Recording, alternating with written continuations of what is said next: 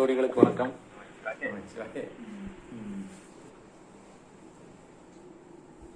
அப்புறம் வணக்கம். என்ன ஆய்வியலை பத்தி என்ன சிந்திச்சிருக்கீங்க? என்ன சந்தேகங்கள் ஏதாச்சும் இருக்கா?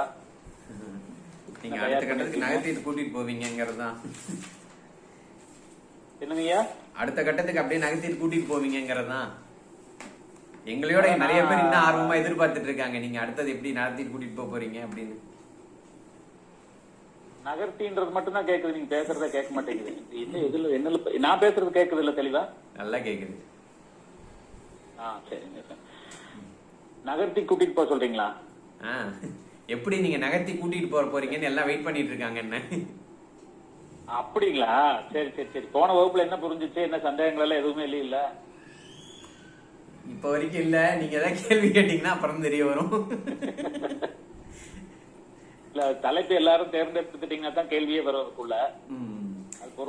இப்ப வந்துட்டு நம்ம இந்த தேர்வு வந்துட்டு இதுல 21 பேர் இருக்காங்க இல்லைங்களா? மேல்நிலை உயராயில 21 பேர்ல 2 பேர் தான் வந்துட்டு எம்எஸ்எல் பிஎஸ்டி முடிச்சவங்க நினைக்கிறேன். மத்தவங்க எல்லாம் எழுதி ஆகணும் அந்த மெத்தடாலஜி, ஆய்வியல் நெறிமுறைகள், அந்த இது எழுதணும்.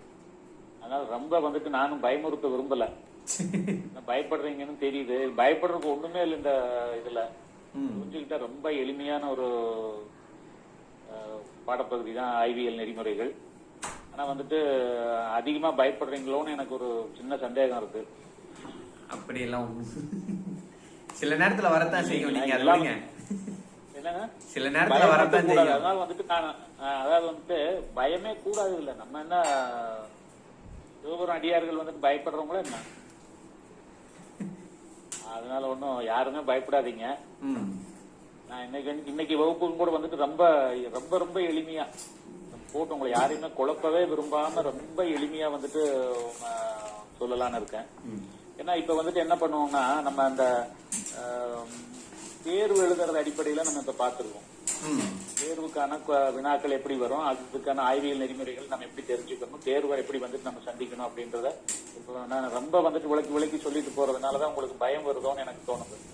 அப்படிலாம் இல்லைங்கய்யா. இது வந்து நல்ல இன்ஃபர்மேட்டிவாவும் இருக்கு. எல்லாருக்கும் இதுல பேசிக் லெவல்ல இருக்கவங்களும் வந்து புரிஞ்சுப்பாங்க. ஆமா ஆமா, கண்டிப்பா.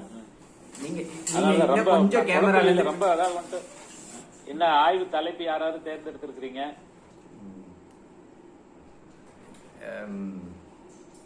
நான் சும்மா யோசிச்சு வச்சிருக்கேங்க. யார் திருவாசகமும் திருப்பெருந்துறையும்னு தலைப்பு யோசிச்சு வச்சிருக்கேன். இல்ல, சரியா தவிர நம்ம அது இதுதான் வந்துட்டு எப்படிங்களா, யாரோருத்தர் ஒவ்வொருத்தர் ஒவ்வொரு தலைப்பு வந்துட்டு யோசிக்கணும். ஏன்னா முதல் வகுப்பு முடிச்ச உடனே வந்துட்டு நம்மளுக்கு இருந்த அந்த வேகம் வந்துட்டு எனக்கு இன்னும் ரொம்ப குறைஞ்சிட்டு மாதிரி தோணுது. அந்த முதல் வகுப்புல இருந்து அடுத்த வகுப்புக்கு வரும்போது வந்துட்டு தலைப்பு அப்படின்னு எல்லாம் அனுப்புனாங்க. 2வது வகுப்புல கொஞ்சம் அந்த வேகம் குறைஞ்சிச்சு. 3வது வகுப்புல வேகமே சுத்தமாவே வேகம் இல்ல, நின்றுட்டாங்க பிரேக் போட்டு. சரி, பரவாயில்ல. ரொம்ப குழம்பிட்டீங்களோ அப்படின்ற எனக்கு ஒரு சந்தேகம் தான், வேற ஒண்ணும் இல்ல. நம்ம என்னென்ன பாத்துருக்கோம் சொல்லுங்க பாப்போம். அதனாலதான் ஒரு கலந்துரையாடல், நான் வகுப்பாம இது பண்ணாம ஒரு கலந்துரையாடல் மாதிரி செய்யறதுக்காரங்க நீங்க என்ன புரிஞ்சுக்கிட்டீங்கன்னு எனக்கு தெரியணும்.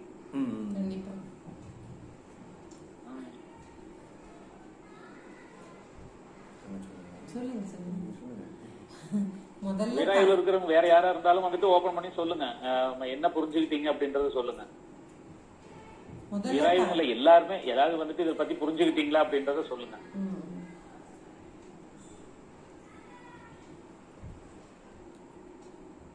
முதல்ல ஆய்வு செய்ய போறோம் இல்லையா, அதுக்கான தலைப்பை தேர்ந்தெடுத்துக்கிறோம். அந்த தலைப்பை தேர்ந்தெடுத்துக்கிட்ட பிறகு முன்னுரை.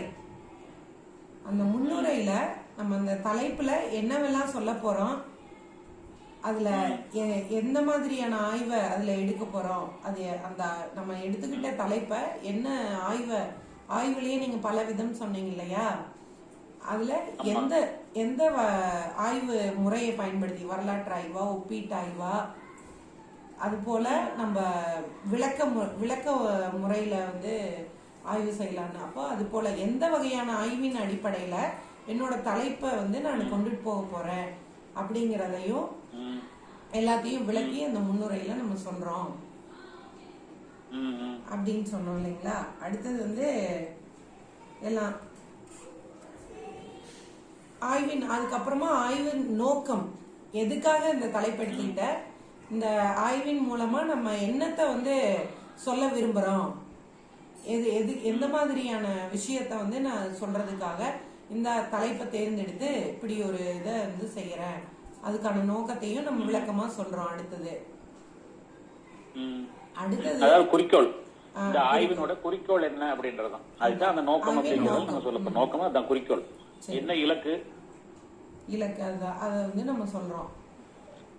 அதுக்கப்புறம் பாத்தீங்கன்னா அந்த தலைப்புல நம்ம ஆய்வு சிக்கல்னு சொன்னோம் இல்லையா, அதாவது இந்த தலைப்பின் மூலமா நம்ம என்னத்தை எடுக்க போறோம், இப்போ நம்ம சொன்ன மாதிரி பெண்ணியம், திருவாசகத்தில் பெண்ணியம் அப்படின்னா அந்த ஆய்வு சிக்கல்ல பெண்களின் நிலை அப்போ எப்படி இருந்தது, இடைக்காலத்துல எப்படி இருந்தது, இப்போ எப்படி இருக்குது அப்படிங்கறத கூட நம்ம எடுத்து அந்த சிக்கல் அந்த பதில் சொல்லலாம் இல்லையா. ஆய்வு சிக்கல்ங்கும் போது இந்த மாதிரியான கேள்விகளை உருவாக்குறோம். இந்த பெண்ணியம் பத்தி நம்ம இப்ப திருவாசகத்தில் பெண்ணியம் அப்படின்னு சும்மா யோசிச்சு வச்சேன் நானு. அப்போ அந்த ஒவ்வொரு காலகட்டத்திலயும் எப்படி இருந்தது, இப்போ பெண்களின் நிலை எப்படி இருக்கு, மாணிக்கவாசகர் சொல்வது போல பெண்கள் வந்து இப்பவும் இந்த வழிபாடுல எல்லாம் சுதந்திரமா ஈடுபட முடியுதா, அது போல நம்ம முன்னெடுக்கலாம் இல்லையா. அப்போ அந்த மாதிரியான ஆய்வு சிக்கல் அந்த இதையெல்லாம் வந்து அதுல இந்த மாதிரியான கேள்விகளை எழுப்புறோம். இப்ப நீங்க ஒண்ணு சொன்னீங்களா, அது வந்துட்டு ஒவ்வொரு காலகட்டங்கள்லயும் பெண்ணியம் இப்படி பெண்களுக்கான முக்கியத்துவம் பிரதிநிதித்துவம் எல்லாம் வந்துட்டு இப்படி இருந்துச்சு அப்படிங்கறத நம்ம ஒரு சிக்கலா எடுக்க போறோம் அப்படின்னு இல்லீங்களா. இப்போ ஒவ்வொரு காலகட்டத்திலையும் இப்போ மாணிக்கவாசகர் 5ஆம் நூற்றாண்டை சேர்ந்தவர் அப்படின்னு சொல்லி சொன்னா அப்ப வந்துட்டு பல்லவர் ஆட்சி காலம் இருந்துச்சு, அப்ப வந்துட்டு பெண்களின் நிலை இப்படி இருந்தது. சோழர் ஆட்சி காலத்துல பெண்களின் நிலை இப்படி இருந்தது. அதுக்கப்புறம் விஜயநகர பேரரசு, நாயக்கர் ஆட்சி காலம், அதுக்கப்புறம் வந்துட்டு இந்த மாதிரி காலகட்டங்கள்ல எல்லாம் வந்துட்டு பெண்களோட பிரதிநிதித்துவம், பெண்களுக்கான இது வந்துட்டு இப்படி இருந்துச்சு. ஆனா இப்படி இருக்கிறத வந்துட்டு மாணிக்கவாசகர் அப்பவே வந்துட்டு சொல்லி இருக்கிறதுனால அப்ப பெண்களுக்கான முக்கியத்துவம் மாணிக்கவாசகர் காலத்திலேயே இருந்தது அப்படின்னு ஒரு முடிவுக்கு நம்ம வந்தோம்னு வைங்க. வந்தோம் அப்படின்னா அது என்னது, அது ஒரு அனுமானம் தான். அப்படி ஒரு முடிவுக்கு நம்ம வந்தோம் அப்படின்னா அது ஒரு அனுமானம் தான். அது இப்படித்தான் இருந்திருக்கும் அப்படின்னு சொல்லி நம்ம சொல்ல முடியாது, அது ஒரு அனுமானம். இதைத்தான் கருதுகோள் அப்படின்னு நம்ம ஹைபோதேசிஸ் அப்படின்னு சொல்றோம். இந்த கருதுகோள் தான் நம்மளோட ஆய்வை வந்துட்டு நம்மள அந்த முடிவுக்கு வர்றதுக்கு நகர்த்தி கொண்டுட்டு போற ஒரு ஊடகம் அப்படின்னு கூட நம்ம இதை சொல்லலாம். இப்ப நீங்க இப்படி புரிஞ்சுக்கிட்டு நீங்க சொன்னீங்கன்னா தான் அதுக்குள்ள இருந்து வந்துட்டு நம்ம ஒவ்வொரு பகுதியா வந்துட்டு விளக்கி சொல்லிட்டு போக முடியும். பொதுவா வந்துட்டு கருதுகோள்னா எப்படிங்க, ஒரு ஆய்வுக்கு வந்துட்டு கருதுகோள் ரொம்ப முக்கியமானது, கருதுகோள் வந்துட்டு ஒரு அனுமானம் அப்படின்னு எல்லாம் சொன்னா உங்களுக்கு புரியாது. நீங்க வந்துட்டு அதுக்கு பதில் வரும்பொழுது இப்ப இப்படி சொல்லும் பொழுது வந்துட்டு இப்ப நான் சொல்ல வரும்பொழுதே வந்துட்டு நீங்க புரிஞ்சுக்கிட்டீங்க அதே. அப்ப இப்படி இது ஒரு அனுமானம். அப்ப இதுதான் வந்துட்டு இதுலதான் நம்ம டிராவல் பண்ண போறோம். என்ன அப்படின்னா இது தொடர்பாகத்தான் நம்ம தரவுகளை நம்ம சேகரிக்க போறோம். தரவுகள் சேகரிக்கிறதுக்கு நம்மளுக்கு அடிப்படையா இருக்கிறது என்ன அப்படின்னா இந்த கருதுகோள் அப்படிங்கிறது. ஆனா சில நேரங்கள்ல கருதுகோள தேவையில்லை. அதாவது வந்துட்டு சில ஆய்வுகளுக்கு வந்துட்டு இலக்கிய தொடர்பான ஆய்வுகளுக்கு வந்துட்டு நம்ம கருதுகோளே இருக்காது. பல ஆய்வுகள்ல பாத்தீங்கன்னா அது கருதுகோள் தேவைப்படாது. ஆனா பெரும்பாலான ஆய்வுகளுக்கு வந்துட்டு கருதுகோள் தேவைப்படும். உங்களுக்கு அறிவியல், புள்ளி விவர அடிப்படையில் போகக்கூடிய ஆய்வுகள், கணித அடிப்படையில் போற ஆய்வுகளுக்கெல்லாம் கருதுகோள் முக்கியமா வேணும். ஆனா இலக்கிய முறையில போகக்கூடிய சில ஆய்வுகளுக்கு வந்துட்டு நம்ம உண்மையை அப்படியே எடுத்து சொல்லும் பொழுது, நம்ம திருவண்ணாமலையா இருக்குன்னு வைங்க, திருவண்ணாமலை வந்துட்டு கோயிலை பத்தின ஒரு ஆய்வு அப்படின்னா அதுக்குள்ள பெரிய அனுமான கருதுகோள் எல்லாம் எதுவும் இருக்காது. நம்ம அங்க இருக்கிற செய்திகள் அதை வந்துட்டு நம்ம திரட்டி அதில் வந்துட்டு ஆய்வு பண்ணி நம்ம அந்த சேகரிக்க தகவல்களுக்குள்ள இருக்கக்கூடிய தகவல்களை விளக்கி சொல்லி நம்ம ஒரு முடிவு நம்ம சொல்ல போறோம். அது சில இடத்துல வந்துட்டு கருதுகோளே இருக்காது. ஆனா கருதுகோள் அப்படிங்கிறது இருந்தா உங்களுக்கு என்ன அப்படின்னு சொன்னா அந்த ஆய்வு வந்துட்டு ரொம்ப ஒரு கம்ஃபர்டபுளா அதுக்குள்ள நம்ம வந்துட்டு அந்த ஆய்வுக்குள்ள நம்ம டிராவல் பண்ணலாம். இதுதான் இப்ப கருதுகோள். இப்ப வந்துட்டு நீங்க பெண்களின் நிலை அப்படிங்கிற போது இப்ப நீங்க தரவுகள் தேர்ந்தெடுக்கிறதுக்கு என்ன பண்ணுவீங்க? இப்ப நம்மளுக்கு இதுல வந்துட்டு கள ஆய்வு நம்ம பண்ண முடியாது. இப்ப பெண்ணியம் அப்படின்னு சொல்லி சொன்னா மாணிக்கவாசகர் காலத்துல வந்துட்டு இருந்த கள ஆய்வுக்கு வந்துட்டு நம்ம என்ன இதுக்கு போக முடியும்? இப்ப இப்போ ஒரு நேரடி அதாவது வந்துட்டு ஒரு அப்சர்வேஷன் அங்க போய் இருந்து வந்துட்டு பெண்கள் எப்படி நடத்தப்படுறாங்க அப்படிங்கிறது நம்ம 5ஆம் நூற்றாண்டுல போய் இந்த முதல் நிலை தரவுகளை தான் நம்ம நேரடியா போய் ஒரு தரவுகளை எடுத்து அந்த அது சாம்பிள் சொல்லக்கூடிய அந்த தரவுகள் எடுக்கிறது வந்துட்டு முதல் நிலை தரவுகள். நம்ம இதுக்குள்ள முதல் நிலை தரவுகளுக்கு 2ஆம் நிலை தரவுகள் இது பத்தி என்னென்ன இலக்கியங்கள்ல சொல்லப்பட்டிருக்கு, எங்கெங்க இதை பத்தின குறிப்புகள் இருக்கு, மாணிக்க வாசகர் காலத்தை ஒட்டின இலக்கியங்கள் என்னென்ன, அந்த இலக்கியங்கள்ல வந்துட்டு பெண்ணியத்தை பத்தி என்னென்ன சொல்லப்பட்டிருக்கு. மாணிக்க வாசகர் வாழ்ந்த காலம் ஒரு பாண்டியனோட ஆட்சி காலம், அது மதுரையில இருக்கக்கூடிய ஒரு பாண்டியரின் ஆட்சி காலத்துல வந்துட்டு இருக்கிறார். அவர் இருந்த காலத்துல வந்துட்டு பாண்டிய நாட்டுல வந்துட்டு எப்படி எப்படியான அவர் இருந்த காலகட்டத்தில் இருக்கக்கூடிய இலக்கியங்கள், கல்வெட்டுகள், செப்பேடுகள் இதுகள மூலியமா நம்ம என்னென்ன செய்திகள் இருக்குன்ற தரவுகளை நம்ம எடுத்து நம்ம அதாவது 2ஆம் நிலை தரவுகள் ஏற்கனவே இதெல்லாம் வந்துட்டு பதியப்பட்டது, எழுதப்பட்டிருக்கும். நம்ம புதுசா சேகரிக்கிற தகவல்கள் வந்துட்டு முதல் கட்ட தகவல்கள், முதல் தரவுகள் அப்படின்னு சொல்லுவோம். 1ஆம் நிலை தரவுகள் அதாவது வந்துட்டு பிரைமரி டேட்டாஸ் அப்படின்னு சொல்லக்கூடிய முதல் நிலை தரவுகள்.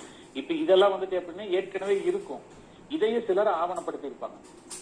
அதாவது வந்துட்டு பாண்டியரோட ஆட்சிகாலம் 5ஆம் நூற்றாண்டில் பெண்களோட நிலை வந்துட்டு இப்படி இருந்தது அப்படின்றத வந்துட்டு சிலர் இலக்கியங்கள் மூலியமாவோ இல்ல செப்பேடுகள் மூலியமாவோ இல்ல பிற்காலத்து வந்துட்டு கட்டுரைகள் எதுலயோ எதுலயோ வந்துட்டு நம்ம கொடுத்திருப்பாங்க. அப்ப அந்த தரவுகளை பூரா நம்ம திரட்டணும். இப்ப பெண்ணியல் சார்ந்து இயங்கிக் கொண்டிருக்கக்கூடிய அறிஞர்களை போய் நம்ம கலந்துரையாடல் பண்ணும்போது வந்துட்டு அவங்க சில செய்திகளை நம்மளுக்கு சொல்லுவாங்க. இப்போ இந்த கருதுகோள் உள்ள வச்சுட்டோம் அப்படின்னு சொன்னா இது எந்த காலகட்டத்துக்கானது அப்படின்னு சொல்லி இந்த கருதுகோள் உள்ள வரும்போது அந்த கருதுகோள் அடிப்படையில நம்ம தரவுகளை சேகரிக்கும். நம்ம வந்துட்டு டேட்டாஸ் எடுக்கிறதுக்கு வந்துட்டு இந்த கருதுகோள் வந்துட்டு ரொம்ப ரொம்ப உதவியா இருக்கும். நம்ம அதாவது வந்துட்டு கண்ணை கட்டி காட்டில் விட்ட மாதிரி எப்படி டேட்டாஸ் எடுக்கிறதுன்னு, எங்க போய் எடுக்கிறது, எப்படி டேட்டாஸ் எடுக்கிறது அப்படின்னு சொல்லி நம்ம ஒரு தரவுகளை சேகரிக்கிறது அப்படின்னு குழம்பி போகும் பொழுது இப்ப நம்ம இப்படி ஒரு கருதுகோள் அதாவது வந்துட்டு ஆய்வு தொடங்கும் பொழுதே நம்ம ஆய்வு ஆரம்பிக்கும் பொழுதே இதுக்கு ஒரு தற்காலிகமான ஒரு தீர்வு, ஒரு அனுமானத்தின் அடிப்படையில் ஒரு தீர்வை நம்ம ஏற்படுத்திக்கிறது, நம்மளா உருவாக்கிக்கிறது.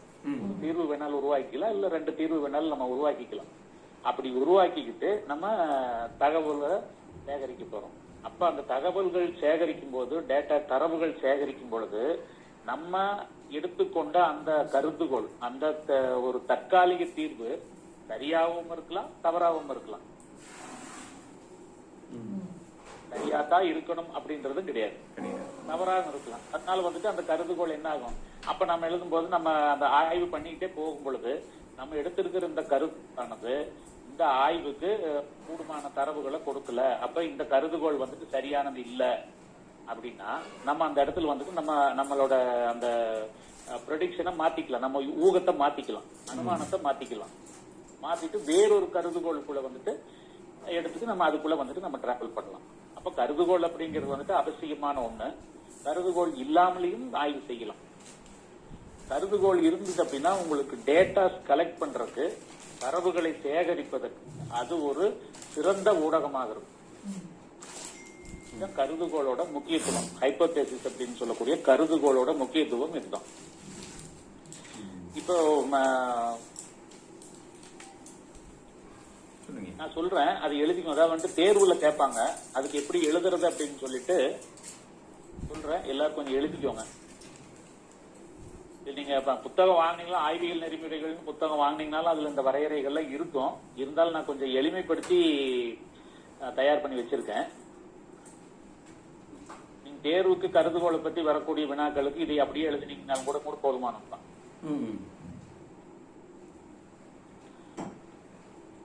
ஆய்வாளர் ஆய்வினை தொடங்கும் முன்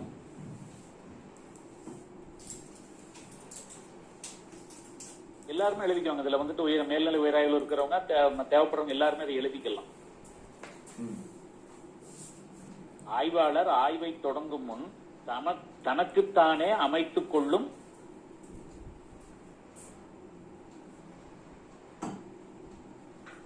ஒரு அனுமான தீர்வு கருதுகோள்.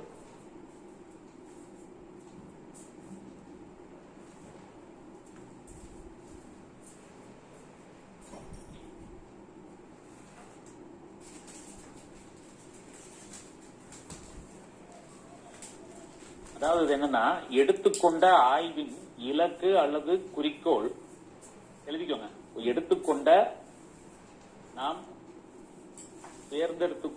எடுத்துக்கொண்ட ஆய்வின் இலக்கு அல்லது குறிக்கோள் எவ்வாறு அமைய வேண்டும் என்பதற்கான ஒரு தற்காலிக தீர்வை அமைத்துக் கொள்ளுதல் கருதுகோள் ஆகும். இது நீங்க அப்புறம் கூட வந்துட்டு இத கேட்டு கூட எழுதிக்கலாம், முடிஞ்சாலும் கூட எழுதிக்கோங்க.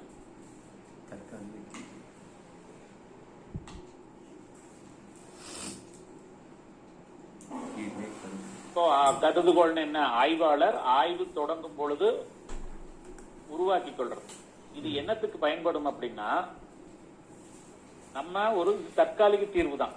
நம்ம ஆய்வு செஞ்சு ஆய்வோட முடிவுல தான் இந்த தீர்வு இப்படி இருக்கு, இது முடிவு, நாங்க இவ்வளவு தூரம் ஆய்வு செஞ்சு இவ்வளவு தரவுகள் சேகரிச்சோம், இந்த தரவுகளை பூரா விளக்கி சொல்லி இந்த தரவுகளின் அடிப்படையில் நாங்கள் இந்த முடிவுக்கு வருகிறோம் அப்படின்னு சொல்லி நம்ம ஆய்வை வந்துட்டு நிறைவு செய்யறோம். நம்ம அந்த நிறைவுக்கு வந்துட்டு நம்ம கடைசியில சொல்லக்கூடிய முடிவுக்கு வந்துட்டு நம்ம இதை சொல்ல போறது இல்ல. இந்த கருதுகோள் எப்படிங்கிறது அந்த முடிவை வந்துட்டு நம்ம முதல்லயே வந்துட்டு இப்படி இருக்குமா அப்படின்னு சொல்லி ஒரு அனுமானம் பண்ணிக்கிறோம். ஐயா தூக்கம் வருதுங்களா? நீங்க போங்க. அதெல்லாம் இல்ல, நாங்க குறிப்பெல்லாம் எடுத்துட்டு கவனிச்சிட்டு இருக்கோங்க ஐயா, நடத்துங்க நீங்க. சரிங்க. அப்ப இது என்னென்னத்துக்கு வந்துட்டு தேவைப்படுது? இந்த கருதுகோள் தரவுகள் சேகரிக்கப்பட்டு அது விளக்கப்பட்டு ஆய்வின் முடிவை எடுக்கும் பொழுது ஆய்வாளர் எடுத்துக்கொண்ட கருதுகோள் சரியாகவும் இருக்கலாம் அல்லது தவறாகவும் இருக்கலாம். சரிங்களா?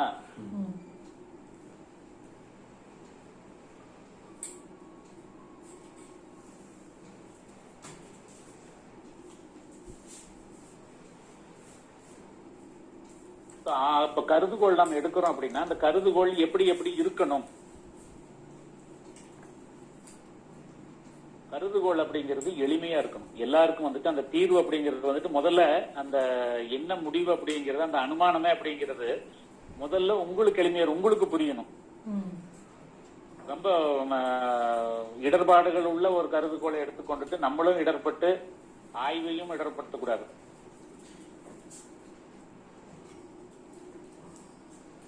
அப்புறம் இந்த கருதுகோள் நம்ம எடுத்துக்கூடிய கருதுகோள் சோதிக்கத்தக்க வரையில் இருக்கணும். அதாவது வந்துட்டு நம்ம இந்த ஆய்வியல் முறைகள் இருக்கு இல்லைங்களா, வரலாற்று முறை, வினாடி வினா முறை, இந்த மாதிரி முறைகள், ஆய்வு முறைகளை கொண்டு நம்ம சோதிக்கத்தக்க, அதாவது வந்துட்டு அதை வந்துட்டு நம்ம இதுக்குள்ள வந்துட்டு நம்ம அனலைஸ் பண்ணக்கூடிய அளவுக்கு அந்த கருதுகோள் இருக்கணும். ஆனா அந்த கருதுகோள் அப்படிங்கிறது ஒரு ப்ரெடிக்ஷனா தான் இருக்கணும். அதாவது வந்துட்டு அனுமானத்தின் அடிப்படையில் தான் இருக்கும். இதுதான் முடிவு அப்படின்னு சொல்லிட்டு நம்ம ஆய்வு பண்ணக்கூடாது. முதல்ல முடிவு பண்ணிக்க கூடாது, இப்படியும் இருக்கலாம் அப்படின்றதுக்குள்ள போனீங்கன்னா தான் நீங்க எடுத்தது வந்துட்டு சரியா தவறா அப்படின்னு சொல்லி நம்ம இறுதியில் வந்துட்டு நம்ம தரவுகள் அடிப்படையில நம்ம நிரூபிக்க முடியும். இல்ல இதுதான் முடிவு அப்படின்னு நம்ம நினைச்சிட்டோம் அப்படின்னு சொன்னா உங்களுக்கு வந்துட்டு அந்த ஆய்வு வந்துட்டு ஒரு சிறந்த ஆய்வா அமையாது. ஏன்னா நீங்க முதல்ல வந்துட்டு ஊகத்துக்கே இது இல்லாம, ஊகமே இல்லாம வந்துட்டு இதுதான் நிரந்தரமான முடிவு அப்படின்னு சொல்லி நீங்க ஆய்வு பண்ணீங்க அப்படின்னா அந்த ஆய்வுகள் வந்துட்டு சிறந்த ஆய்வுகளா அமையாது. கருதுகோள் வந்துட்டு ஊகத்தின் அடிப்படையில் தான் இருக்கணும். இப்படி இருக்கலாமா அப்படி இருக்கலாமா அப்படின்னு அது வந்துட்டு மாறுபடக்கூடிய அளவுல இருக்கணும். ஆனா நீங்க எடுத்திருக்கிறது வந்துட்டு சரியா இருக்குது அப்படின்னா அதுக்கான தரவுகளையும் அதுக்கான சான்றுகளையும் கொடுத்து விளக்கி நீங்க சொல்லணும்.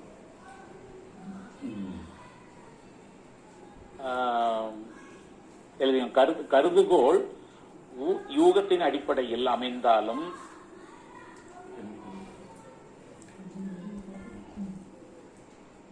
தலைப்போடு தொடர்புடையதாக இருக்க வேண்டும். நம்ம என்ன தலைப்பு எடுக்கிறோமோ அந்த தலைப்புக்கு தொடர்புடையதா இருக்கணும். கருதுகோள் தெளிவானதா இருக்கணும். தரவுகள் சேகரிப்பதற்கு உபயோகமானதா இருக்கணும், தெளிவா இருக்கணும். தரவுகள் சேகரிக்கிறதுக்கு வந்துட்டு இருக்கணும். இப்படி எல்லாம் இருந்துச்சு அப்படின்னா கருதுகோள் இப்படி வந்துட்டு தெளிவான கருதுகோளா இருந்துச்சுன்னா நம்மளுக்கு கால விரயம் தெளிவாயிடுச்சு அப்படின்னு சொன்னா அது வந்துட்டு நிறைய நம்ம அது வந்துட்டு நிறைய நம்ம தரவுகள் சேகரிக்கிறதுக்கு நம்ம எந்தெந்த நிறைய பக்கம் ஓட வேண்டி இருக்கும், கால செலவாகும், தெளிவா இருக்காது. அதுல வந்துட்டு தரவுகள் இதை வச்சுக்கலாமா அதை வச்சுக்கலாமா, எப்படி இதை வந்துட்டு நம்ம டேட்டாஸ் எப்படி வந்துட்டு கலெக்ட் பண்றது அப்படிங்கறது ஒரு தடுமாற்றம். இந்த தடுமாற்றத்துக்கெல்லாம் கருதுகோள் சரியா இருந்துச்சு அப்படின்னு சொல்லி சொன்னா இதுக்குள்ள எந்த வகையான இதுவுமே வராது, தடுமாற்றங்கள் வராது. இலக்கிய ஆய்வுல ஒரு 4 வகையான கருதுகோள்கள் தான் பயன்படுத்துறாங்க. ஒரு 4 வகையான கருதுகோள். அது என்னன்னா, ஒண்ணு வந்துட்டு எளிய முறை கருதுகோள், சிம்பிள் ஹைப்போதேசிஸ் அப்படின்னு சொல்லி சொல்லுவாங்க. எளிய முறை கருதுகோள் அதாவது வந்துட்டு நம்ம எடுக்கக்கூடிய அந்த யூகத்தின் அடிப்படையில் நம்ம எடுக்கக்கூடிய முடிவானது தெளிவானதா இருக்கணும்.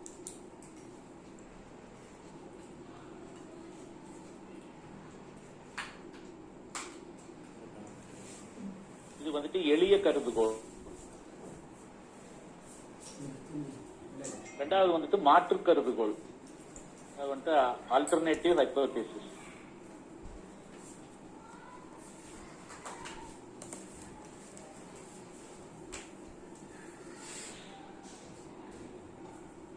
வந்துட்டு நம்ம ஒரு கருதுகோளை நம்ம வந்துட்டு அனுமானத்தின் அடிப்படையில் ஒரு கருதுகோளை தீர்மானிச்சு நம்ம அதுக்குள்ள வந்துட்டு தரவுகள் சேகரிக்க போகும் பொழுது நம்ம அனுமானிச்ச இந்த இது வந்துட்டு தவறா தோணும் சில நேரங்கள்ல.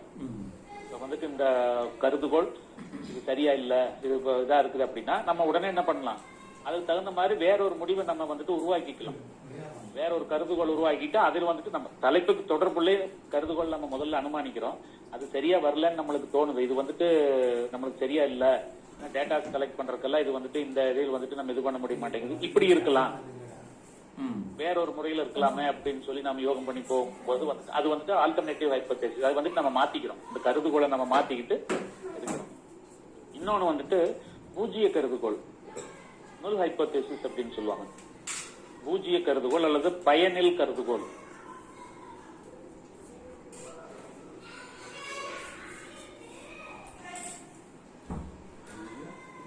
இது வந்துட்டு இலக்கிய திறனாய்வுக்கு வந்துட்டு அதிகமா பயன்படாது.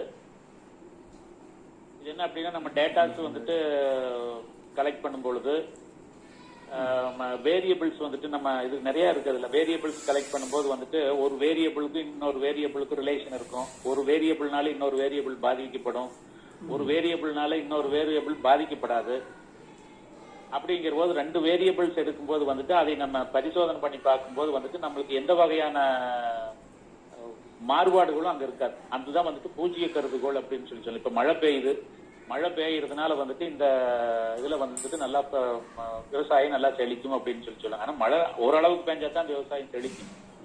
ரொம்ப ஓவரா பெஞ்சுன்னு அப்படி மழை அப்படிங்கறது ஒரு வேரியபிள், விளையறது அப்படிங்கறத ஒரு வேரியபிள் வச்சுக்கிட்டோம்னா மழை பெஞ்சா அது விளையும், மழை பெய்யலின்னா அது விளையாது. வேரியபிள்ஸ் அப்படி இருக்கு. அப்ப வந்துட்டு என்ன ஆகும் அப்படின்னு சொல்லி சொன்னா, நம்ம எடுத்திருக்கக்கூடிய அந்த கருதுகோள் அப்படிங்கிறது வந்துட்டு ஒரு பலனும் இல்ல, அதாவது வந்துட்டு இருக்கலாம் இல்லாம போலாம். புரியுதுங்களா? குழப்பமா இருக்கா? அதான் பயனுள்ள கருதுகோள். இது வந்துட்டு அதிகமா இலக்கிய திறனாய்வு, இந்த இலக்கிய ஆய்வுகளுக்கு வந்துட்டு இந்த முறையிலான பூஜ்ஜிய கருதுகோள் வந்துட்டு அதிகமா பயன்படுறது இல்ல. கருதுகோள் இந்த எளிய கருதுகோளும் மாற்று கருதுகோள் தான் அதிகமா பயன்படுறது இலக்கிய ஆய்வுகளுக்கு.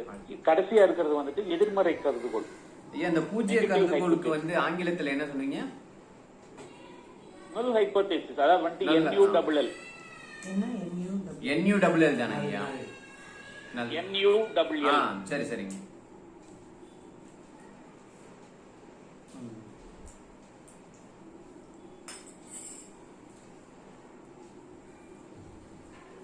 சொல்லுங்க ஐயா. இந்த மாதிரி இந்த 4 வகையான கருதுகோள் தான் இலக்கிய திறனாய்வுகளுக்கு நம்ம அதிகமா பயன்படுத்துறது. இப்போ கருதுகோள் அப்படிங்கறதுல இந்த மாதிரி நிச்சயமா வந்துட்டு இந்த மெத்தடாலஜி எழுத போறவங்களுக்கு எல்லாருக்கும் இந்த கருதுகோளை பத்தின ஒரு கேள்வி நிச்சயமா இருக்கும். கருதுகோள் என்றால் என்ன, கருதுகோளின் அந்த வகைகளை விளக்குக அப்படின்ற மாதிரி ஒரு கேள்வி வந்துட்டு நிச்சயமா இருக்கும். அதுக்கெல்லாம் வந்துட்டு இப்ப சொன்னதை வந்துட்டு இந்த பாயிண்ட்ஸுகளை வந்துட்டு நீங்க வரிசைப்படுத்தி எழுதினாலே போதுமானது. இது போக மேலதிக விளக்கங்கள் வந்துட்டு இந்த 4 வகைகள் பத்தி வேணும் அப்படின்னு சொல்லி சொன்னா கேளுங்க. அதுக்கப்புறம் நான் அதோட இதுல வந்துட்டு சொல்றேன். இந்த அளவுக்கு ரொம்ப குழம்பிக்க வேண்டாம் அப்படின்னு தான் நான் இந்த வேரியபிள்ஸ் கூட வந்துட்டு நம்ம இதை சொல்ல வேண்டாம்னு தான் நினைச்சேன். நான் ஏற்கனவே இந்த வேரியபிள்ஸ், சாம்பிள்ஸ் இப்படி இப்படின்னு என்னென்னமோ வந்துட்டு இங்க வந்து சொல்லிட்டு இருக்கிறாங்க அப்படின்னு சொல்லிட்டு ஆனா வந்துட்டு இந்த நல் ஹைப்போதேசிஸ் வந்துட்டு அது சொல்ல வேண்டியது ஒரு தேவை வந்துருச்சு. அதனால சொல்றேன். இதெல்லாம் வந்துட்டு மேக்சிமம் வந்துட்டு இந்த ஸ்டாட்டிஸ்டிக்கல் இதுகளுக்கு தான் வந்துட்டு அதிகமா பயன்படுத்துவாங்க. இங்க நம்ம இலக்கிய சம்பந்தப்பட்ட இந்த ஆய்வுகள் வந்துட்டு ஒரு பெரும்பாலான ஆய்வுகள்ல கருதுகோள் இருக்கும். ஆனா கருதுகோள் இல்லாம நம்ம வந்துட்டு ஆய்வு செய்யலாம். பெரிய ஆய்வுகளை வந்துட்டு கருதுகோள் அதுக்குள்ள இருக்காது. அதாவது வந்துட்டு நம்ம உண்மைகளை எடுத்து வந்துட்டு இந்த ஆய்வு பண்ணி உண்மைகளை விளக்கி நம்ம சொல்ல போறோம். இதுக்கு ஒரு முடிவு அப்படிங்கிறது நம்ம முதல்லயே தீர்மானிச்சுக்கிட்டு நம்ம போக வேண்டிய அவசியம் இல்லை. சரிங்களா? புரிஞ்சது? ஏதாச்சும் கருதுகோள் பற்றி ஏதாச்சும் புரிஞ்சுதுங்களா? அதனாலதான் உங்களை பேச வச்சு அதுல இருந்து வந்துட்டு கருதுகோளை பத்தி நான் சொன்னேன். புரிஞ்சது. சரிங்களா? இதுல ஏதாச்சும் சந்தேகங்கள் இதுன்னா இந்த வார்த்தைக்கு கருதுகோளோட முடிச்சுக்கும். அடுத்ததுல வந்துட்டு ஆய்வியல் நெறிமுறைகள், அதாவது வந்துட்டு நிறைய என்னென்ன மெத்தட்ஸ் இருக்கு அப்படிங்கறத பத்தி நம்ம அடுத்த வகுப்புல வந்துட்டு ஒவ்வொரு இதாக பார்ப்போம். ஆய்வியல் நெறிமுறைகள் என்னென்ன, நம்ம வந்துட்டு என்னென்ன அணுகுமுறைகள் அப்படின்னு சொல்றோம் இல்லைங்களா, அதாவது வந்துட்டு முறைகள், ஆய்வு முறைகள், மெத்தடாலஜி அப்படிங்கறத பத்தி நம்ம விரிவா பார்க்கலாம். இதுல எதனாச்சும் சந்தேகங்கள் இருந்துச்சு அப்படின்னா, இதுக்கு மேல நான் ரொம்ப பேசிக்கிட்டே போனேன் அப்படின்னு சொல்லி சொன்னா அது விளங்கிக்கிறத விட குழப்பமாயிடக்கூடாது. புரிஞ்சுதுங்களா? புரிஞ்சுட்டா ஓகே. மத்த உயிராய்வுக்காரங்க யாராச்சும் புரியல, மத்த யாருமே எல்லாருமே உயிராய்வு மட்டும் இல்ல, எல்லாருக்குமே எதனாச்சும் சந்தேகங்கள் இருந்துச்சு அப்படின்னா கருதுகோளை பத்தி கேளுங்க.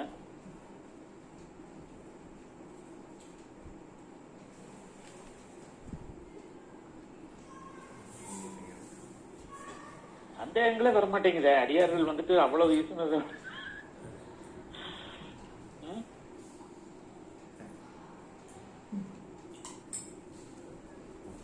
ஆசிரியர் அவ்வளவு நல்ல ஆசிரியர்.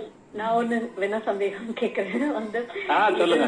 இல்ல நீ வேணும்னா சந்தேகம் இருந்தா மட்டும் கேளுங்க. இல்ல நான் வேற நீங்க சொன்னதுல இருந்து இல்ல, இந்த கருதுகோள் நீங்க வந்து அந்த வரிசையா எல்லாம் தலைப்பும் சொல்லிட்டு வந்தீங்களா, முன்னுரை எழுதின பிறகு ஆய்வின் நோக்கம் எழுதணும், ஆய்வின் சிக்கல் எழுதணும், அப்புறமா கருதுகோள் சொன்னீங்க. அந்த ஆய்வு அந்த பகுப்பு போது அந்த இயல் 1, 2 அப்படி. இப்ப நம்ம முன்னுரையிலேயே நம்ம வந்து ஒரு இயல் அது ஒவ்வொரு பாகத்திலயும் என்னென்ன சொல்ல போறோம்னு அந்த முன்னுரையிலேயே ஒரு சின்னதா ஒரு சம்மரி கொடுக்க போறோம். பட் இப்ப அந்த கருதுகோள் வந்து இப்ப ஒரு இயலுக்கும் வேற மாதிரி ஒரு கருதுகோள் இருந்தா அது எல்லாத்தையும் முன்னுரையிலேயே சொல்லிருந்தோமா, இல்ல அந்த கருதுகோள்னு தனியா ஒரு தலைப்பு வச்சு இதெல்லாம் தான் ஹைபோதசிஸ், இதுல இருக்கிற ஹைபோதசிஸ் சொல்லணுமா, ஒவ்வொரு இயலுக்கும் தனித்தனியா சொல்லணுமா, எப்படி? வேண்டியதில்லை. கருதுகோள் அப்படிங்கிறது உங்களுக்கு ஆய்வு தலைப்பு தொடர்பானதுதான். ஆய்வு தலைப்பு தொடர்பானது அப்படிங்கிற போது நீங்க ஆய்வு முடிவுல வந்துட்டு நீங்க ஒரு 4-5 முடிவு நீங்க சொல்ல போறது இல்லை, ஒரு முடிவு தான் சொல்ல போறீங்க. அதுக்கு வந்துட்டு நீங்க சொல்ல போற அந்த முடிவை வந்துட்டு 4 இயல்களை சான்றுகளை கொடுத்து நீங்க விளக்குறீங்க. ஒரு 3 இயலோ 4 இயலோ 5 இயலோ நீங்க இயல் பகுத்துக்கிறீங்க இல்லீங்களா, இயல்களா பிரிச்சுக்கிறீங்க இல்லீங்களா. அந்த இயல்கள்ல வந்துட்டு நீங்க சேகரிச்ச அந்த தரவுகளை விளக்கி சொல்றீங்க ஒவ்வொரு இயல்லையும். சரிங்களா? அப்ப வந்துட்டு விளக்கி சொல்லி கடைசியில் இதுதான் முடிவு அப்படின்னு சொல்லி சொல்றீங்க. அந்த முடிவு அப்படிங்கிறது ஒரு முடிவு தான் நம்ம இருக்க போகுது. ஒன்னா இருக்குல்ல இல்ல 2 ஒரு சொல்லுங்க. கேக்குறேன் நீங்க சொல்லுங்க. இக்காலத்திற்கு திருவாசகம் பயன்படுமா அப்படின்ற. சரி, அப்ப நீங்க திருவாசகம் பயன்படுமான்னு ஒரு தலைப்பை எடுத்திருக்கீங்க வைங்க. பயன்படும் அப்படின்றது வந்துட்டு நீங்க கடைசியில முடிவா சொல்ல போறீங்க இல்லையா. பயன்படும் இல்லைன்னா பயன்படாது, ஏதாவது ஒரு முடிவை வந்துட்டு நீங்க வந்துட்டு இப்ப இறுதியா சொல்ல போறீங்க. அதுக்கான சான்றுகளை விளக்கிட்டே வர்றீங்க. கருதுகோள் அப்படிங்கிறது ஒண்ணுதான். நீங்க வந்துட்டு முதல்லயே வந்துட்டு 4 இயலுக்குமான மொத்த ஒரு கருதுகோள் வச்சுதான் நீங்க வந்துட்டு டேட்டாஸே எடுக்கிறீங்க. இப்ப இயல் அதை வந்து நான் இப்ப பிரிக்கும் போது எப்படி பிரிப்பேன், நிறைய முறையில எடுத்துட்டு எந்த துறை எந்த துறையில அப்படிங்கறத வந்து ஒரு ஒரு ஒரு ஒரு பகுதியா எடுத்துட்டு வாழ்வியல் முறை, கல்வி, அப்புறமா குழந்தை வளர்ப்பு, அந்த மாதிரி ஒண்ணு எடுக்கிறேன்னு வச்சுக்கோங்களேன்.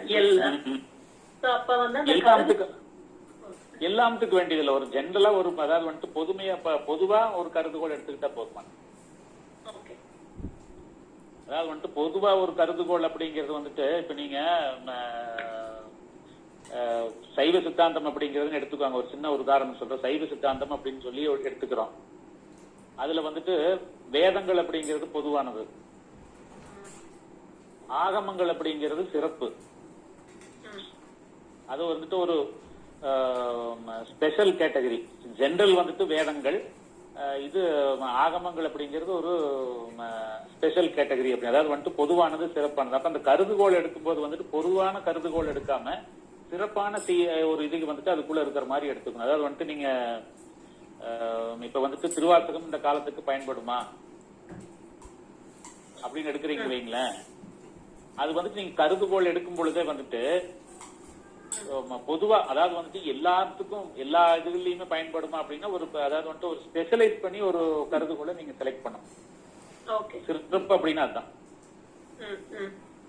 அது பண்ணும்போது என்ன ஆகும் அப்படின்னா உங்களுக்கு தரவுகள் சேகரிக்கிறதுக்கு உங்களுக்கு ஈஸியா இருக்கும். பொதுவா எடுத்துக்கிட்டீங்க அப்படின்னா உங்களுக்கு வந்துட்டு எதை எடுக்கிறது, எந்த மாதிரி டேட்டாஸ் நம்ம கலெக்ட் பண்ணணும் அப்படின்னு சொல்லி உங்களுக்குள்ள ஒரு குழப்பம் வரும். அதுக்குள்ள வந்துட்டு ஒரு ஸ்பெஷலைஸ் பண்ணி ஒரு ஒரு தீர்வை செலக்ட் பண்ணும்போது, ஒரு முடிவை எடுக்கும் பொழுது நம்மளுக்கு டேட்டாஸ் கலெக்ட் பண்ண தரவுகள் சேகரிக்கிறதுக்கு வந்துட்டு ஒரு எளிமையான கால விரயம் இல்லாம ஒரு எளிமையான முறையில நம்ம தரவுகளை சேகரிக்கலாம். ரொம்ப ஸ்பெசிபிக்கா எடுத்து ஈஸியா பண்ணலாம். ஆமா ஆமா. ரொம்ப நன்றி. நன்றி. வாழ்க வளமுடன். வாழ்க வளமுடன். ஐயா, நாங்க இப்ப எடுத்து இருக்கிற இது இந்த பத்துக்கள்ல இருக்கக்கூடியதுதான் நம்ம எடுக்கலான்னு நான் முடிவு பண்ணிருக்கோம். அப்ப வந்து இது விளக்க முறை இதுதான் வரும் இல்லைங்களா? ஆமா, இது முறை கேக்குறீங்க. அதாவது வந்துட்டு ஆய்வியல் முறை என்ன அப்படின்னு சொல்லி கேக்குறீங்க. கேட்டா இது வந்து விளக்க முறை தான் வரணும்.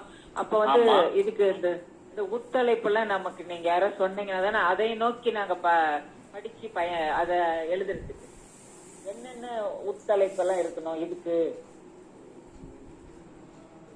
எதுக்கு இயல்களுக்குள்ள பிரிக்கும் பொழுது வந்துட்டு உட்தலைப்புகள் எப்படி இருக்கணும் அப்படின்னு சொல்லி, அதாவது வந்துட்டு விளக்க முறை மட்டும், அதாவது வந்துட்டு நீங்க படிச்சுட்டு விளக்க முறை மட்டும் நீங்க சொல்லணும்ன்றது கூட கிடையாது. விளக்க முறை ஆய்வும் இதுல பயன்படும், ஒப்பீட்டு முறை ஆய்வும் இதுல சொல்லலாம். அதாவது வந்துட்டு இந்த ஒரு நீங்க 10ல வந்துட்டு ஒரு அதாவது வந்துட்டு தன்னை ஆட்கொண்ட விதத்தை பத்தி மாணிக்கவாசகர் சொல்றாரு அப்படின்னா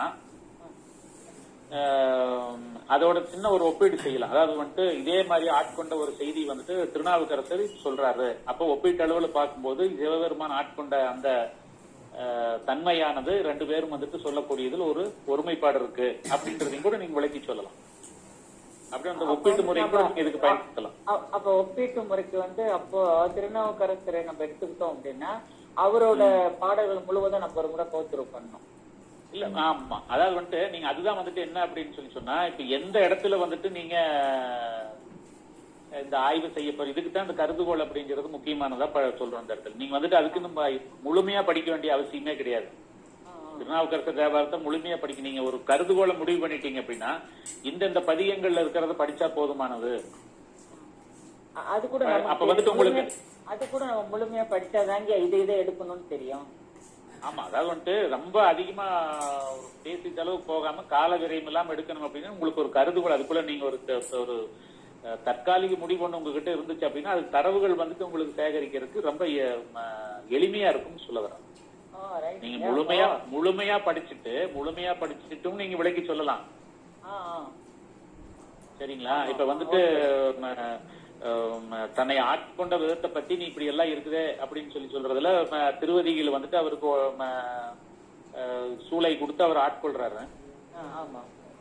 அப்ப இருக்கிற போது வந்துட்டு அந்த இடத்துல வந்துட்டு என்ன அந்த பாடல்கள்ல என்ன சொல்றாரு, அங்கதான் ஆட்கொண்ட விதத்தை பத்தி அங்க சொல்றாரு அவரு. அப்ப மாணிக்கவாசகர் வந்துட்டு முதல்ல ஆட்கொண்ட விதத்தை பத்தி எப்படி சொல்றாரு அப்படின்னு நீங்க அந்த இடத்துல ஒரு ஒப்பீடு பண்ணலாம். அந்த இதுகளை சொல்லி நம்ம எல்லாத்தையுமே, அதாவது வந்துட்டு நீங்க முழுமையா தேவாரத்துல வந்து திருநாவுக்கரசர் பாடல்கள் அத்தனை செய்திகளையும் எடுத்து இதுக்கு ஒப்பிடணும்ன்ற அவசியம் இல்லை. சில செய்திகள் ஒப்பிட்டு நீங்க என்ன சொல்ல வர்றீங்க அப்படிங்கறத வந்துட்டு ஆய்வு மூலியமா விளக்கி சொன்னீங்கன்னா போதும். அது படிக்கிறவங்களுக்கு புரிஞ்சுக்கிட்டா போதும். புரிஞ்சுக்கிட்ட போதும். Okay okay. அதாவது நம்ம ஆட்கொண்ட விதத்தை தான் நம்ம வந்து இப்ப கருதுகோளா எடுத்துக்கணும். ஆமா. அப்படின்னா நீங்க ஆமா அது வந்துட்டு நீங்க அந்த தரவுகள் வந்துட்டு நீங்க அந்த ஒப்பீட்டு முறைக்கு சொல்லும் பொழுது நீங்க முழுமையா வந்துட்டு அந்த 3000 பாடல்களையும் படிச்சுட்டு தான் நம்ம சொல்லணும் அப்படின்றது இல்லை. நீங்க அதுக்குள்ள இருக்கக்கூடிய உங்களுக்கு தெரிஞ்ச பாடல்கள் மூலியமா நீங்க ஒரு விளக்கி சொன்னீங்கன்னா போதும். சரி. நன்றிங்க. நன்றி.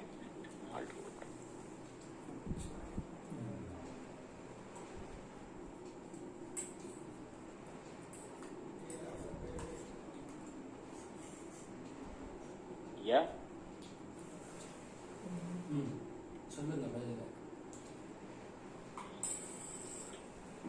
சொல்லுங்கய்யா. ஒரு சின்ன சந்தேகம். சொல்லுங்க ஐயா, இப்ப நான் எடுத்திருக்க தலைப்பு திருவாசகத்துல உள்ள அந்த திரு தெல்லேனம் பற்றி ஒரு ஆய்வு எடுக்கலாம் அப்படின்னு. சரி. இப்ப ஆய்வு ஏதோ இல்ல ஆய்வு கட்டுரையோ நம்ம எழுதுறதுக்கு வேற ஒரு பதிவத்துல இருந்து நம்ம எடுத்து எழுதலாமோ? தாராளமா அதெல்லாம் சான்றுகள் தான் உங்களுக்கு தாராளமா எழுதலாம். இல்ல இப்போ நம்ம இதுக்கு ஆர்டிகல் எழுதணும்னு சொல்றாங்க இல்லையா வந்து. ஆமா. அதுக்கு வந்து இப்ப கீர்த்தி திருவாகவல்ல இருந்தோ இல்ல வேற எதுலயோ இருந்தோ நம்ம ஒரு தலைப்பு எடுத்து எழுதலாமா? இதுக்கும் அதுக்கும் சம்பந்தமே இல்ல, அதனால கேக்குறோம். இல்ல நீங்க திரு தெல்லேனம்னு எடுத்தீங்க அப்படின்னா தெல்லேனம் அப்படிங்கிற அந்த ஒரு நிகழ்வை பத்தி தான் எடுக்க போறீங்க. தெல்லேனம் அப்படிங்கிறது வந்துட்டு ஒரு கும்மி மாதிரி ஒரு விளையாட்டு அப்படின்னு இருந்துச்சுன்னா அதை பத்தி தான் நீங்க ஆய்வு பண்ண போறீங்க. ஆமாங்க, ஆய்வு அதுதான். இப்ப ஆர்டிகல் எழுதுறது அதுக்கு ரிலேட்டட் தான் எழுதணுமா இல்ல திருவாசகத்துல இருந்து எது வேணாலும் எழுதலாமா? அதுக்கு ரிலேட்டடா தான் எழுதணும். உங்களோட அதாவது வந்து எந்த ஒரு காரணத்தை கொண்டும் நீங்க எடுத்திருக்கக்கூடிய தலைப்பை விட்டு நீங்க விலகக்கூடாது.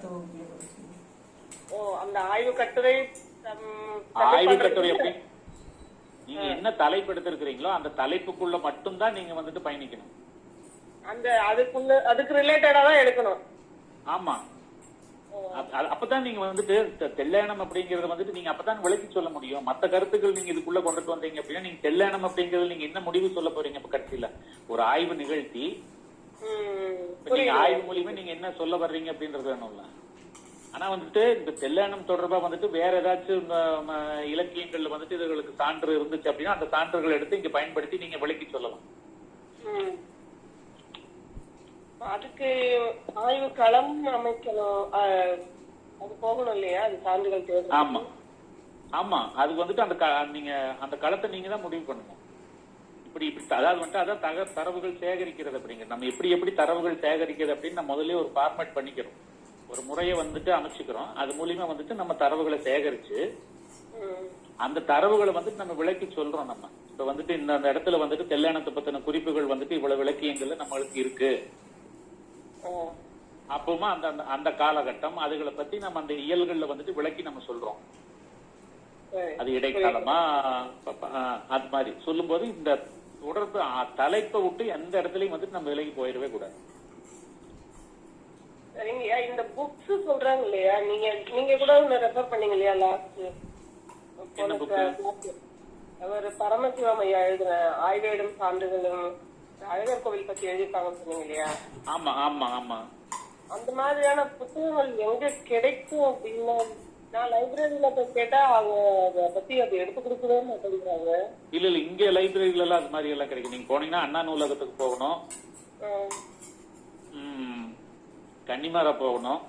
இல்ல நீங்க வீட்டுல இருந்தே தேடணும் அப்படின்னு சொன்னா ரோஜா முத்தையா நூலகத்தோட இதுகளுக்கு போனீங்கன்னா இணையதள இதுக்கு போனீங்கன்னா உங்களுக்கு எல்லாமே கிடைக்கும். அந்த நூலை வந்துட்டு குறிப்பெடுத்துக்கிட்டு அதோட நம்பர் போட்டிருப்பாங்க, ரெஃபரன்ஸ் நம்பர். அந்த ரெஃபரன்ஸ் நம்பர் எடுத்துட்டு நீங்க ரோஜா முத்தையா நூலகத்துக்கு போனீங்கன்னா நீங்க இதுலயே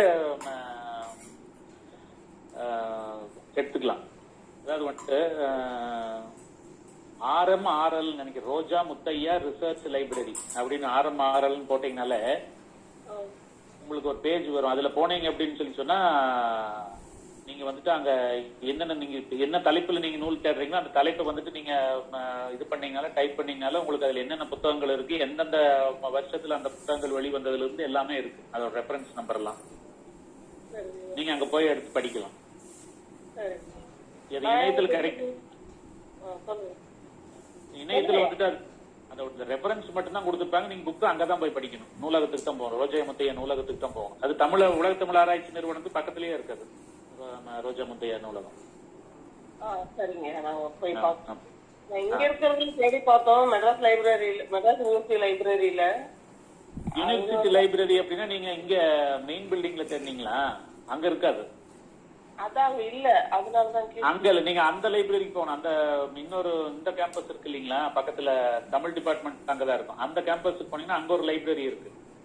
ஓ, இந்த மெரினா கேம்பஸ்ல இருக்கிற அந்த மெரினா கேம்பஸ். ஆமா, அங்க போனீங்க அப்படின்னு முன்னாடியே இருக்கு லைப்ரரி. அங்க வந்துட்டு நிறைய நூல்கள் வச்சிருக்காங்க. தமிழ் ஆய்வு தொடர்பான நூல்கள். அதாவது வந்து சென்னை பல்கலைக்கழகத்துல நிகழ்த்தப்பட்ட ஆய்வேடுகள் எல்லாமே அங்க வச்சிருக்காங்க. சரிங்க, நான் அப்ப வந்து தேடி பார்த்தேன். நன்றிங்க. நன்றி.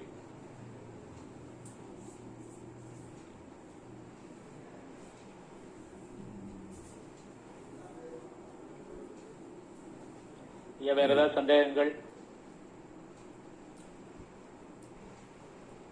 சந்தேகம் ஒண்ணும் இல்லைங்க ஐயா. சரி, அப்ப ஆய்வியல் முறைகள் அதுல வந்துட்டு நம்ம அடுத்த வகுப்புல நம்ம பார்க்கலாம். கண்டிப்பா. ரொம்ப நன்றிங்கய்யா. நமச்சிவாய். நமச்சிவாய். நமச்சிவாய்.